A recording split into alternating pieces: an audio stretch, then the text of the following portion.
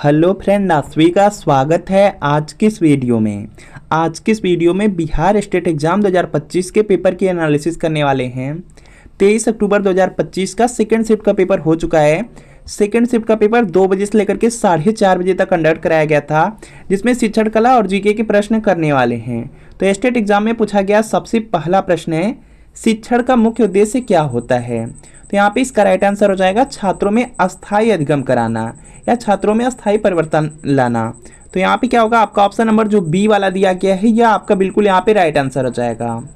इसके बाद अगला प्रश्न आपका यहाँ पर है कि शिक्षण की प्रक्रिया का सबसे महत्वपूर्ण घटक कौन है। तो यहाँ पे इसका राइट आंसर हो जाएगा जो शिक्षण की प्रक्रिया रहती है उसमें जो सबसे महत्वपूर्ण घटक रहते हैं वह विद्यार्थी रहते हैं, छात्र रहते हैं।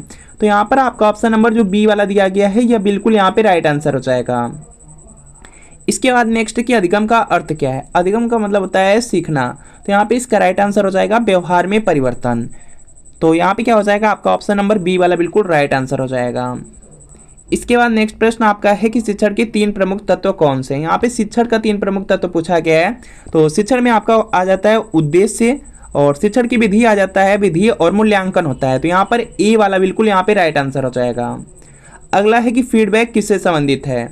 तो फीडबैक का यहाँ पे जो संबंध होता है वह मूल्यांकन से होता है। मूल्यांकन में देखेंगे फीडबैक दिया जाता है मूल्यांकन के बाद। तो यहाँ पे ए वाला बिल्कुल राइट आंसर हो जाएगा। इसके बाद नेक्स्ट है कि शिक्षक को कक्षा में क्या भूमिका निभानी चाहिए। तो यहाँ पे इसका राइट आंसर हो जाएगा, देखिए जो शिक्षक होते हैं शिक्षक को कक्षा में बिल्कुल मार्गदर्शक की भूमिका निभानी चाहिए, मार्गदर्शक के रूप में कार्य करना चाहिए। तो यहाँ पे बी वाला बिल्कुल राइट आंसर हो जाएगा। अगला प्रश्न आपके सामने है कि शिक्षण की सर्वश्रेष्ठ विधि कौन सी है। तो यहाँ पर देखेंगे जो शिक्षण होता है सर्वश्रेष्ठ विधि पूछा गया है, तो इसमें देखेंगे परिस्थिति के अनुसार यहाँ पे विधि का प्रयोग करेंगे। तो यहाँ पर हो जाएगा आपका ऑप्शन नंबर डी वाला, परिस्थिति वाला दिया गया है तो यहाँ पे परिस्थिति के अनुसार विधि हो जाएगा, तो डी वाला राइट आंसर होगा। इसके बाद नेक्स्ट के अधिगम के सिद्धांतों में जो प्रयास और भूल सिद्धांत है किसने दिया। तो आप लोग जानते हैं कि जो प्रयास और भूल का यहाँ पे सिद्धांत है वह थॉर्नडाइक ने दिया था। तो यहाँ पर आपका ऑप्शन नंबर जो बी वाला है यह बिल्कुल यहाँ पे राइट आंसर हो जाएगा। अगला प्रश्न है कि व्यवहारवाद किस पर बल देता है। तो जो व्यवहारवाद है यह देखेंगे अवलोकनीय व्यवहार पर यहाँ पे सबसे ज़्यादा जोर देता है या बल देता है। तो यहाँ पे बी वाला राइट आंसर होगा। अगला प्रश्न आपके सामने की शिक्षा का उद्देश्य सर्वांगीण विकास है किसने कहा। तो यहाँ पे इसका राइट आंसर हो जाएगा, यह रूसो का कथन है। रूसो ने कहा था कि जो शिक्षा का उद्देश्य है वह सर्वांगीण विकास है, सभी प्रकार का विकास करना है। तो यहाँ पे डी वाला बिल्कुल राइट आंसर होगा। अगला है कि शिक्षण की प्रभावशीलता का मापन कैसे किया जा सकता है। तो यहाँ पे इसका राइट आंसर हो जाएगा विद्यार्थियों के व्यवहार से, विद्यार्थियों के व्यवहार में कितना परिवर्तन आया है इसी से यहाँ पे शिक्षण की प्रभावशीलता का मापन किया जा सकता है। तो यहाँ पे बी वाला बिल्कुल राइट आंसर हो जाएगा।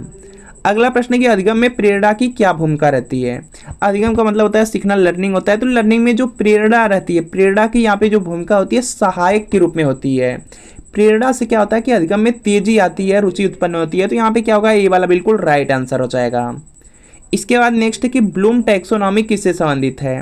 तो यहाँ पे इसका राइट आंसर हो जाएगा, देखिए जो ब्लूम टैक्सोनॉमी है इसका यहाँ पे जो यह देखेंगे शैक्षिक उद्देश्य से संबंधित है। तो यहाँ पे क्या हो जाएगा, शिक्षण उद्देश्य से।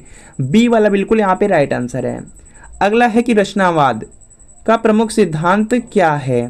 तो यहाँ पे इसका राइट आंसर हो जाएगा छात्र अनुभव से ज्ञान का निर्माण करता है। छात्र अनुभव से ज्ञान का निर्माण करता है, यह रचनावाद का सिद्धांत है। तो यहाँ पे ई वाला बिल्कुल राइट आंसर हो जाएगा। अगला प्रश्न आपके सामने कि बालक का विकास किस प्रकार होता है। तो जो बालक का विकास है वह देखेंगे हो जाएगा सरल से जटिल की ओर। बालक का जो विकास है वह सरल से जटिल की ओर होता है, आसान से कठिन की ओर। तो यहाँ पे बी वाला बिल्कुल राइट आंसर हो जाएगा।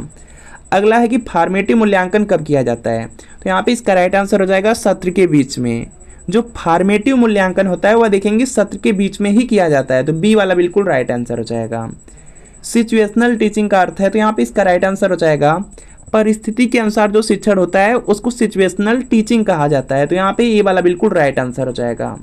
अगला है कि माइक्रो टीचिंग का उद्देश्य है। तो यहाँ पे इसका राइट आंसर हो जाएगा शिक्षक प्रशिक्षण हो जाएगा।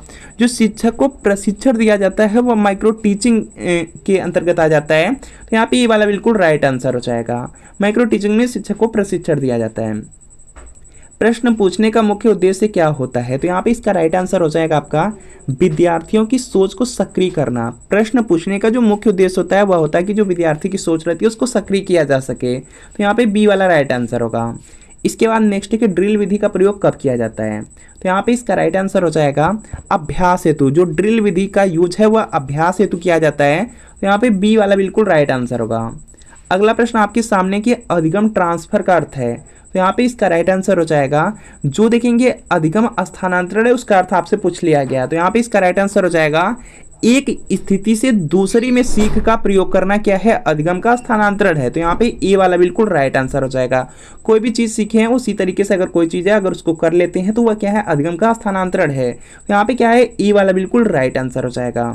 कक्षा प्रबंधन का मुख्य उद्देश्य क्या है? तो यहाँ पे इसका राइट आंसर हो जाएगा अधिगम को सुचारू बनाना। अधिगम को सुचारू बनाना कक्षा प्रबंधन का मुख्य उद्देश्य होता है। तो यहाँ पे बी वाला बिल्कुल राइट आंसर हो जाएगा। इसके बाद नेक्स्ट है कि शिक्षक का प्रथम कर्तव्य है। तो यहाँ पे इसका राइट आंसर हो जाएगा छात्रों से प्रेम करना हो जाएगा। तो यहाँ पे ये वाला बिल्कुल राइट आंसर हो जाएगा। इसके बाद नेक्स्ट आपका है कि टीचिंग एड्स क्या है? तो यहाँ पे इसका राइट आंसर हो जाएगा यहाँ पर देखेंगे इसका राइट आंसर होगा शिक्षण में जो सहायक उपकरण होते हैं उसी को टीचिंग एड्स बोला जाता है। तो यहाँ पे ये वाला बिल्कुल राइट आंसर हो जाएगा टीचिंग के जो उपकरण होते हैं। बाल मनोविज्ञान जानना शिक्षक के लिए क्यों आवश्यक है? तो यहाँ पे इसका राइट आंसर हो जाएगा विद्यार्थियों को समझने हेतु।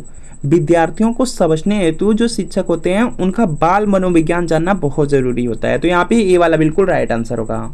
अगला है कि प्रभावी संप्रेषण के लिए आवश्यक है। तो यहाँ पे इसका राइट आंसर हो जाएगा द्विपक्षीय संवाद हो जाएगा। जो प्रभावी संप्रेषण होता है उसमें दोनों पक्षों से यहाँ पे संवाद जरूरी होता है। तो यहाँ पे बी वाला राइट आंसर है। अगला प्रश्न है कि विद्यार्थियों में आत्मविश्वास कैसे बढ़ाया जा सकता है? तो यहाँ पे इसका राइट आंसर हो जाएगा उनको प्रोत्साहन दे करके। उनको प्रोत्साहन दे करके जो आत्मविश्वास है उसको बढ़ाया जा सकता है। तो बी वाला राइट आंसर होगा। शिक्षा में आईसीटी का प्रयोग किस उद्देश्य से किया जाता है? तो यहाँ पे इसका राइट आंसर हो जाएगा शिक्षण को रोचक व प्रभावी बनाने हेतु जो शिक्षा है उसमें आईसीटी का प्रयोग किया जाता है। तो यहाँ पे बी वाला बिल्कुल राइट आंसर हो जाएगा।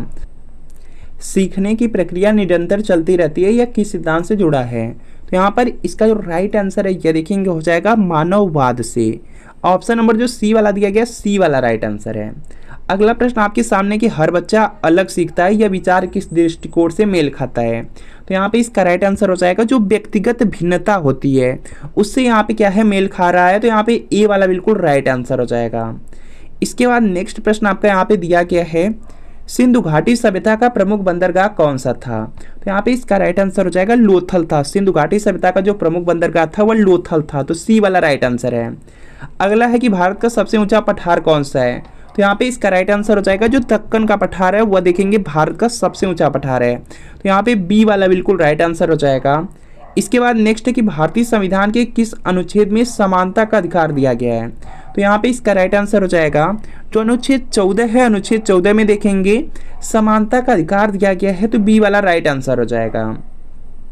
भारत का प्रधानमंत्री किसके प्रति उत्तरदायी होता है? तो यहाँ पे इसका राइट आंसर हो जाएगा वो देखेंगे लोकसभा के प्रति उत्तरदायी रहता है। जो भारत के प्रधानमंत्री होते हैं वो लोकसभा के प्रति उत्तरदायी रहते हैं।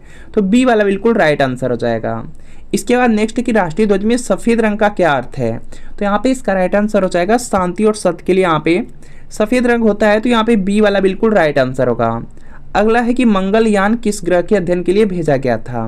तो यहाँ पे इसका राइट आंसर हो जाएगा जो मंगलयान था वह मंगल ग्रह के अध्ययन के लिए भेजा गया था। तो बी वाला बिल्कुल राइट आंसर होगा। अगला है कि भारत का पहला परमाणु ऊर्जा संयंत्र कहाँ स्थापित किया गया था? तो यहाँ पे इसका राइट आंसर हो जाएगा यह तारापुर में था। तारापुर देखेंगे ए वाले में है। तो ए वाला बिल्कुल राइट आंसर होगा। अगला है कि कंट्रोल प्लस यस कंप्यूटर में क्या कार्य करता है? कंट्रोल प्लस यस से देखेंगे सेव होता है।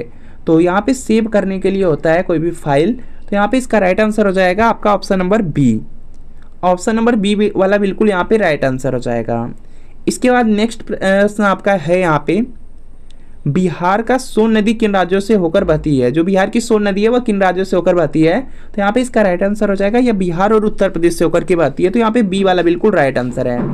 अगला है कि विश्व का सबसे बड़ा लोकतंत्र यहाँ पे किस देश का है? तो यह भारत देश का है। तो यहाँ पे बी वाला बिल्कुल राइट आंसर हो जाएगा। अगर आप बिहार स्टेट एग्जाम के पेपर फर्स्ट या पेपर सेकंड की तैयारी कर रहे हैं तो आप शिक्षण कला और अन्य दक्षता के लिए प्रीवियस ईयर क्वेश्चन पेपर लेकर के तैयारी कर सकते हैं, क्योंकि स्टेट एग्जाम में देखेंगे 150 प्रश्न आता है। 100 नंबर जो आपका रहेगा सब्जेक्ट से रहेगा, जो 50 प्रश्न रहता है वह आपका यहाँ पे शिक्षण कला और अन्य दक्षता से रहता है। और इन 50 प्रश्न में देखेंगे लगभग आपका यहाँ पे 35 से 40 प्रश्न आपको प्रीवियस ईयर क्वेश्चन पेपर से ही देखने को मिलने वाले हैं। तो ये देखेंगे शिक्षण कला और अन्य दक्षता का प्रीवियस ईयर पेपर है, जिसमें देखेंगे 2019, 2020, 2023, 24 के सभी प्रीवियस ईयर पेपर हैं। सभी सब्जेक्ट इसमें मिलने वाले हैं, जैसे आपका शिक्षण कला है, जीके है, हिंदी, रीजनिंग, मैथ है। पूरी आपको 46 पेपर का हल मिलने वाला है, आंसर की के साथ मिलेगा, एक्सप्लेनेशन रहेगा, सॉल्यूशन रहेगा, व्याख्या, सब कुछ मिलने वाला है। तो वीडियो के नीचे डिस्क्रिप्शन बॉक्स में आपको एक लिंक मिलेगी, लिंक को क्लिक करना है, नाम मोबाइल नंबर फिल करना है और आपको सिर्फ 30 रुपये का पेमेंट करना है। जैसे 30 रुपये का पेमेंट करेंगे तुरंत जो प्रीवियस ईयर पेपर का PDF है शिक्षण कला और अन्य दक्षता का डाउनलोड हो जाएगा। अगर इससे तैयारी कर लेंगे एग्जाम में बहुत ज़्यादा आपको हेल्प मिल जाएगी। तो लिंक को क्लिक करके इसको आप लोग बाय कर लीजिए।